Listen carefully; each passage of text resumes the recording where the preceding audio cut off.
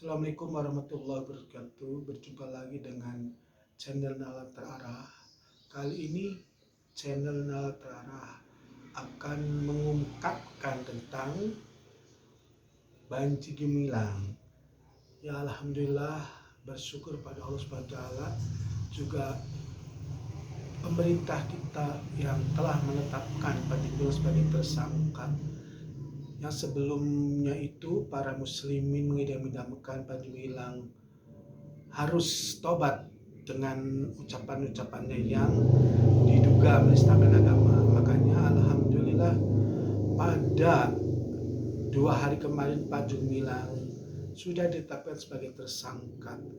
Mudah-mudahan Panji Gumilang menyadari kesalahannya, karena Panji Gumilang ini sebetulnya adalah seorang tokoh. Cuma tadi karena Panji Gumilang saya melihat kurang membuka jaringan-jaringan ulama dengan yang ahli ulama Islam, maka seolah-olah Panji Gumilang merasa dirinya paling benar. Nah, mudah-mudahan dengan cara seperti ini Allah menguji Panji Gumilang untuk bertobat sehingga memberikan klarifikasi tentang berbagai macam penyimpangannya.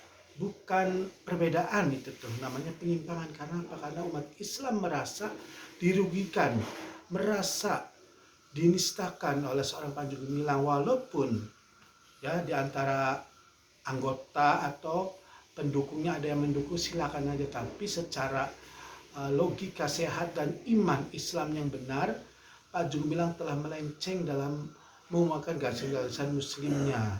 Karena bukan ijtihad itu, tapi itu adalah penyimpangan dan bukan perbedaan.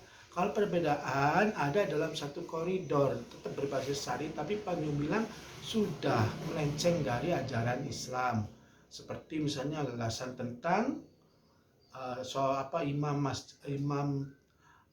Jumat baru perempuan, sholat itu seperti soft berjarak, dan yang lain-lain, yang itu adalah menistakan Islam sebagai agama yang hak. Dan juga umat muslim merasa tersinggung karena agamanya merasa diacak-acak oleh seorang Panji Gumilang, padahal beliau adalah seorang Islam juga. Nah, makanya mudah-mudahan ketika terbukti Panji Gumilang terdakwa dan masuk ke dalam satu jeratan hukum, nah, Panji Gumilang mudah-mudahan bisa berdoa dan tobat kembali kepada asalnya, itu seorang Islam yang kafah, yang melindungi seluruh umat dan tidak menimbulkan kegaduhan. Nah, disinilah hikmah yang harus kita ambil. Umat Islam Indonesia khususnya dan dunia khususnya sedang diuji dengan seorang Panji Gumilang.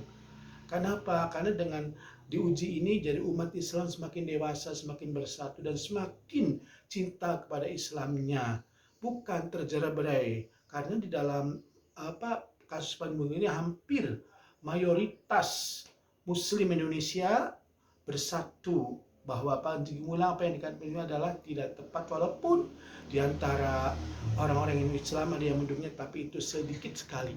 Ya, demikian mudah-mudahan dengan masuknya Panji Gumilang menjadi hikmah besar bagi kita, bagi umat Islam dunia khusus umumnya dan khusus Indonesia, agar jangan sekali-kali melontarkan hal-hal yang nyeleneh, yang tidak berbasis syariah. Walaupun menurut dianya oke, tapi ini masalah adalah ajaran agama. Jadi masalah ajaran agama itu ada yang sami'na wa ta'na, ada aturan-aturan yang harus kita patuhi, ada halal, haram, makruh, lalu sunnah, wajib. Jangan seolah-olah semaunya dia bahwa itu adalah dibenarkan. Nah, ini yang sering muncul dalam pikiran Panji Gumilang. Makanya MUI juga bergerak, juga pemerintah semuanya bersatu, sehingga Allah mengabulkan doa-doa muslim agar Panji Gumilang menyadari kesalahannya sehingga dia masuk pengadilan diduga tersangka. Dan mudah-mudahan kalau sudah benar terbukti, maka Panji Gumilang harus taubat kembali kepada Islam yang benar dan kafah. Demikian, mudah-mudahan para pemirsa tetap mendukung channel Nalar Terarah supaya bisa memberi informasi terus. Maka subscribe, tonton, dan share ke yang lain ya. Sebagai kata akhir, wabillahi taufiq wal hidayah. Wassalamualaikum warahmatullahi wabarakatuh.